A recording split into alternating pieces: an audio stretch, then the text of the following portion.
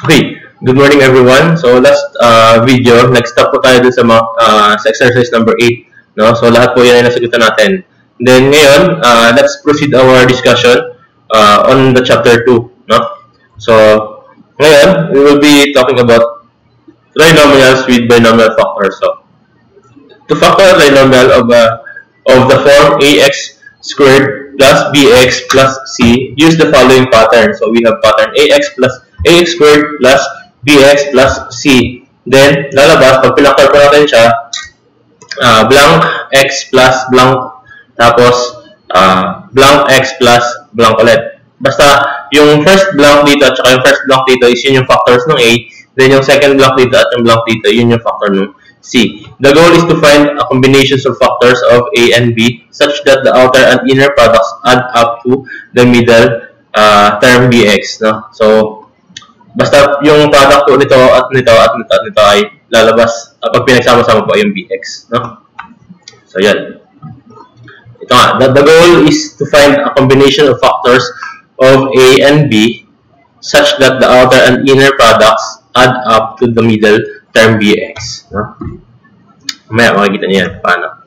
Okay. For instance, in a trinomial 6x squared plus 17x plus 5, you can write all possible factorization and determine which one has outer and inner products that add up to 17x. So, yun yung mga pwedeng maging factor. Kaso, syempre, sa sobrang dami niyan, parang napaka-laborious naman sa atin, no? Pero, sa sobrang dami niyan, isa lang talaga ang pwede dyan, no? So, you can see that 2x plus 5 times multiplied by the quantity of 3x plus 1 is the correct factorization because outer and inner products add up to 17. No? So, kapag minultiply natin yung 2 times 3 is 6, tapos ito, lalabas 2x, tapos yung 15x, lalabas yan ay 17x. No? So, yun po yung, kumbaga, para sa magjowa yan, sa sobrang dami ng manliligaw mo, isa lang ang kukunin mo doon. No? Isa lang yung tama doon sa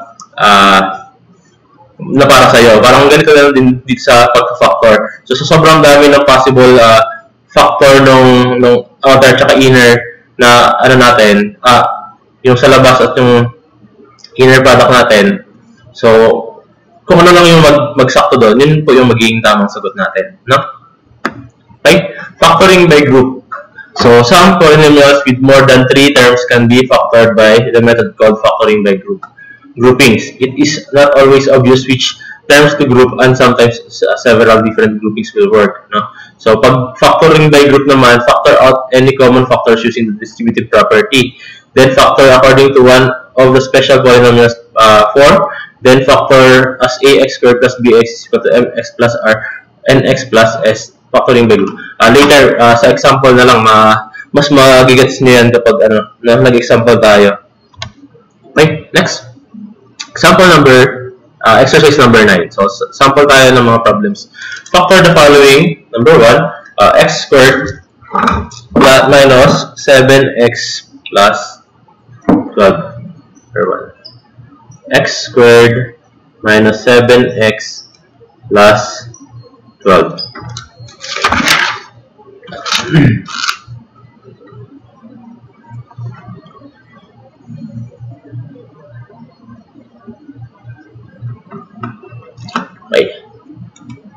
Okay, so we have x squared minus 7x plus 12. So we can say na ito at ito yung una mong tinitingnan, di ba? Pag nag-factor tayo. Then, since ito yung 1, or wala ka nang makahanap dyan, kundi 1 times 1 lang yun. So, x times x lang yan. No? So, lalabas we have x plus blank multiplied by x plus blank. Okay? Then, ngayon, maghahanap tayo ng value dito na kung saan factor nitong 12. Na pag inano natin, makakabuo tayo ng 7. No? We can say na para mabuo yung 12, we have 6 times 2. Pwede rin 12 times 1. Or pwede rin 3 times 4. Tama? So, kapag ito, 6 times 2 is 12. Pero pag 6 plus 2, 8 yun. Tama? Dito naman, 12 times 1 is 12. So, kuha natin to. Pero pag 12 plus 1 or 12 minus 1, either 13 or, ano siya, 13 or 11. Then, we have 3 times 4 is 12 pa rin. Then, pag pinagsama natin yan, we can say na 3 plus 4 is 7. So, ang answer natin ay yung 3 and 4. Ngayon, i-double check na lang natin yung sign, no? Kung makakuha natin yung negative 7, no? So, if we use negative 3 times negative 3, we have positive 12. Then, pag nag-negative 3 plus negative 7, we have negative 7. So, lalabas tayo ay negative 3 and negative 7. Negative 4. No? So, we can say that the factor will be x minus 3 and x plus minus 4. Minus 4. No? So, yan. Ito na po yung factor, no, para sa number 1. Or, let's try another solution kung pwede ito. No? So, we can say that x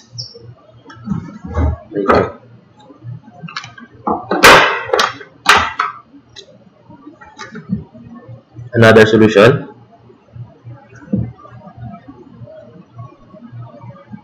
Another solution tayo.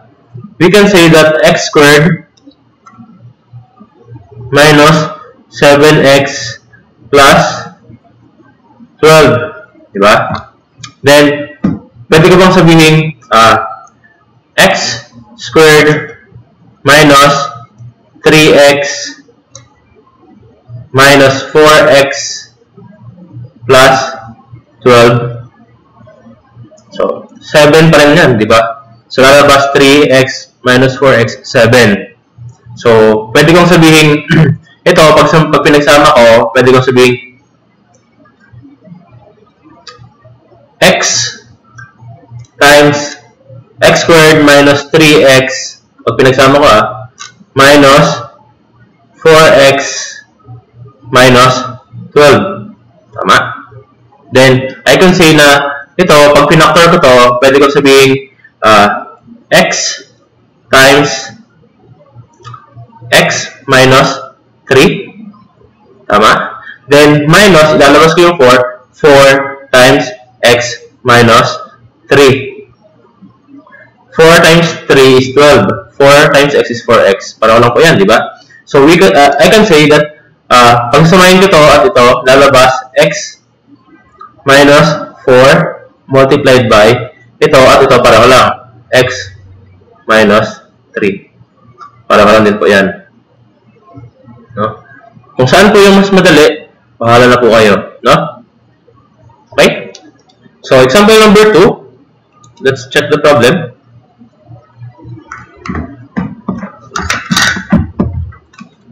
Example number 2, we have 2x squared plus x minus 15. Okay. We have 2x squared plus x minus 15. So, first, unahin ko ulit yung kanina. So, since ito ay may 2 at ito ay may 15, so ito pwedeng 2 times 1. No? So, pwede kong i-write 2x plus blank multiplied by x plus blank. So, ito, lalabas na yon as 2x na agad. 2x times 2x squared is 2x times x is 2x squared. Pero ito, value dito, yung 15, anong value ng 15? Ano yung factor ng 15 na kapag inano is magiging 1. No? So, we have another. We can say that 15 times 1, we have 3 times 5. So, 15 times 1 is 15, 3 times 5 is 15. No? So, then, lalabas, trial and error na lang. No? So, pag nilagay natin ito yung 15 at yung 1 dito, so lalabas ito ay 2x squared. Tapos ito, plus 15x. Ito at yon plus 2x, ito at yon plus 15. So, x agad yung plus plus. Pag mag-minus ka naman dito, minus, lalabas tayo minus lang din to, at ito ay positive pa rin. Tama? So, magiging 17 lang din yan, or pag nag-plus ka dito, lalabas, magiging 14 lang, 13 itong value dito sa gitna. So, napakalayo dun sa x natin, no? So, ngayon, option will be 3 and 5, no? So, I can say that 2x minus blank multiplied by x plus blank ulit, plus pa to, plus blank. So, pwede tayo mag-assume na para maging negative to, pwede natin negative 3 times 5 and pwede rin 3 and negative 5. So, trial and error tayo, pilit lang tayo dun sa dalawa. So, let's say na negative 3 dito, tapos positive 5 dito, at mamaya 3 dito, at negative 5 naman dito. Or, pwede rin mamaya, mag-interchange din yun. Maging 5 yun dito, dito yung 3, no? Then, kung saan yung nagkaroon ng 1 na sagot, doon, yun yung tamang sagot, no? Okay? So, let's try muna. Pwede ko bang sabihin, dito yung 5 and negative 3, para negative 15 yun. So, lalabas ito, multiplied nun, 2x squared. Ito, multiplied dito, negative 3x. Then ito, multiplied nun, positive 5x. So, lalabas,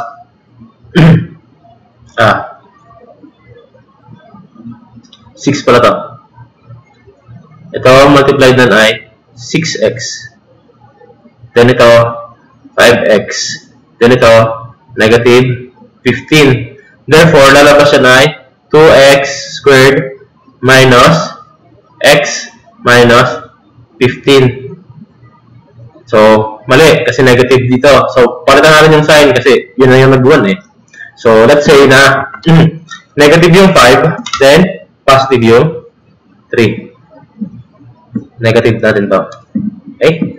Ngayon, for method, ito, at yun, 2x squared, dot yun, lalabas, positive 6x.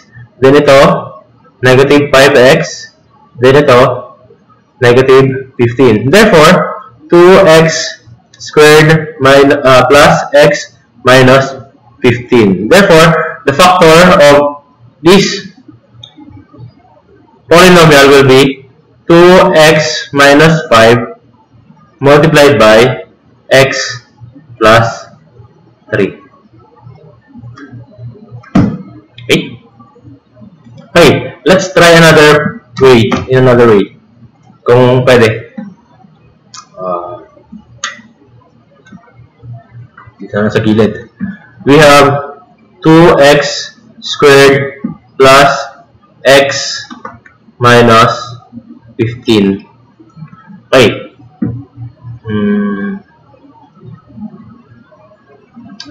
Wala nata, 0.5.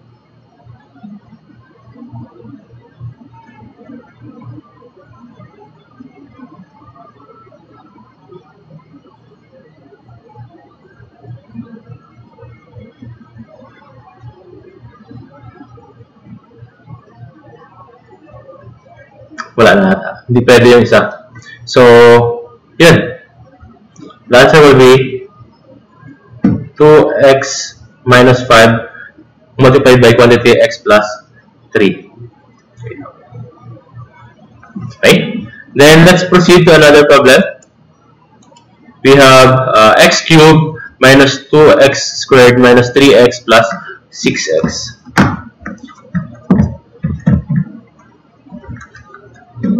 Problem number 3, we have x cubed minus 2x squared minus 3x plus 6x. So,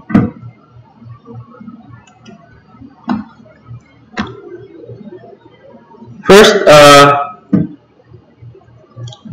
check mo muna kung ano yung mga common sa kanila. No? Pero itong 3x and 6x, pareho siya ng x, pwede na natin pagsamahin yan. So, lalabas yun ay x cube minus 2x squared plus 3x. Then, check kung anong common sa kanila. So, pwede kong ilabas na agad yung x. Tama ba? X multiplied by x squared minus 2x plus 3. Then, try to check kung mayroon pang factor to. Yung x minus 2x plus 3. So, pwede ba natin sabihin x? Ano ba to? Minus 3 multiplied by x minus 1. Kasi, factor ng 3 ay 3 and 1, no? So, wala na. 3 and 1 lang. So, let's try negative para maging positive to. Or pag positive kasi dapat positive yun dito, di ba? So, let's try negative. Lalabas negative yun nandito, pero positive yun nandito. Tama? Okay? X squared. Tapos ito, non-negative x. Ito, negative 3x. So, lalabas tayo 4x. So, wala nang factor yun, no? So, lalabas, the value will be, ito na. Ito na yung factor niya. X multiplied by x squared minus 2x plus 3. Okay? For question number 4, we have number 4, we have 2x squared plus 5x minus 3. So, we have 2x squared plus 5x minus 3. So, para ma-compute natin, pwede mong compute yung mano-mano muna. So, 2x plus blank ulit multiplied by x plus blank. So, since tayo 3, negative 3, so pwede kong sabihin 3 and 1, no? So, 3 and 1 lang naman yung available. So, let's try 3 and 1. Then, kung negative yan, pwedeng negative 3 or pwedeng yung negative o yung 1 yung negative, no? So, let's first try yung negative 3 and 1. So, dito, negative 3, dito ay 1. Multiply natin, 2x squared, tapos yon at yon, plus 2x, ito at ito, minus 3x. So, agad-agad, mali agad to. Diba? So, let's change agad ng sign.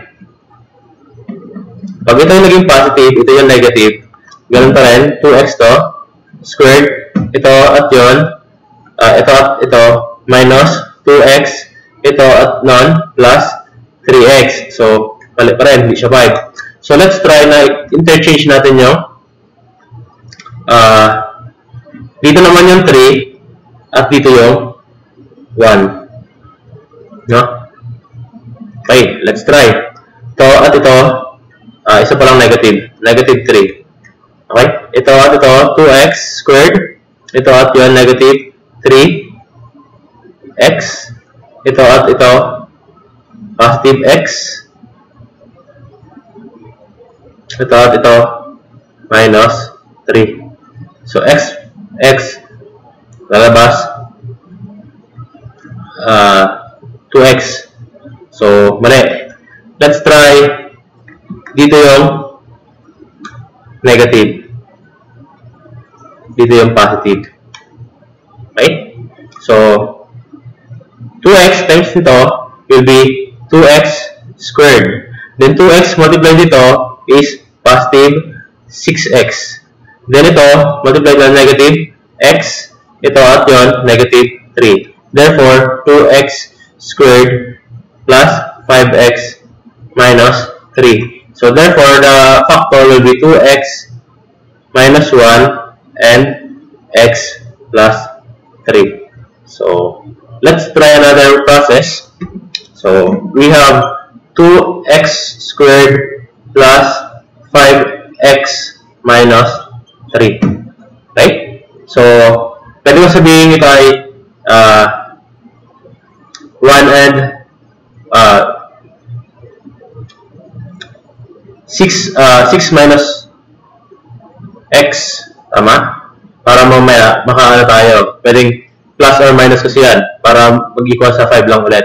Pwedeng 6x minus x or 4x plus 1. No? 1x. So, let's try 2x squared plus 6x minus x minus 3. Then, pagsamahin to at pagsamahin nyo, lalabas tayo 2 times, lalabas ko yung 2x po, 2x multiplied by x plus 3.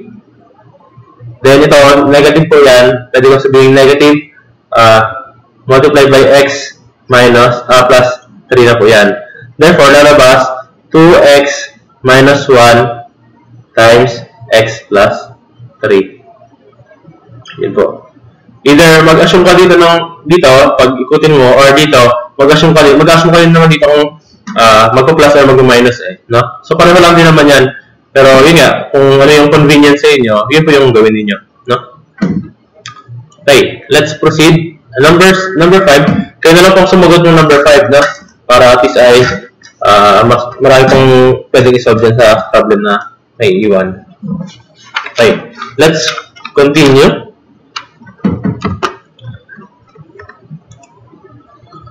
For the continuation, so the binomial theorem tayo. Medyo mahaba kasi yung solution yan. So, pwede na tayong mag-stop muna dun sa factoring, no? Then, for the binomial theorem, another video will be posted na lang po. No? Thank you for watching. Please subscribe and like para maraming views. No? Thank you.